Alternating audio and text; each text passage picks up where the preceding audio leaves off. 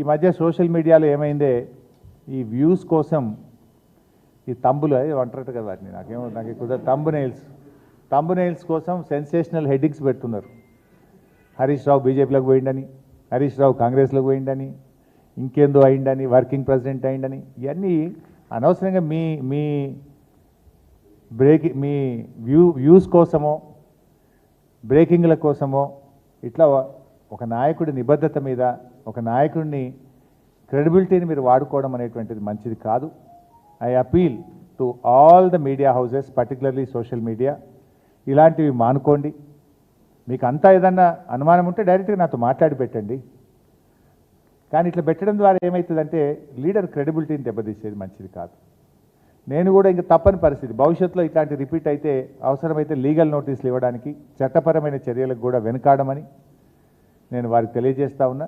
దయచేసి మీ థంబ్నెయిల్స్ను వాస్తవాలు ఉంటే పెట్టండి తప్ప మీకోసం మీరు లేని పెట్టి ఇట్లా మా క్రెడిబిలిటీని మా పార్టీని దెబ్బతీసే విధంగా వ్యవహరించొద్దని నేను ఇప్పటికీ చాలాసార్లు కూడా చెప్పున్నాను. కానీ మళ్ళీ ఇట్లా మీరు ఈ సోషల్ మీడియాలో ఇలాంటివి కూడా పెట్టకూడదని చెప్పి వారికి విజ్ఞప్తి చేస్తూ, ఫర్దర్గా ఎవరైనా ఇట్లాంటివి పెడితే, ఎందుకంటే మా బాస్, మా నాయకుడు, మా కేసీఆర్ ఏం చెప్తే ఒక కార్యకర్తగా నడిచే వ్యక్తిని నేను. ఇష్టం వచ్చినట్టుగా వాళ్ళు వర్కింగ్ ప్రెసిడెంట్ అని పెడతాడు, వాడు కాంగ్రెస్లో పోతాడని పెట్టాడు, వాడు బీజేపీలోకి పోతాడు, ఇవన్నీ ఉంటాయి అసలు ఇట్లా.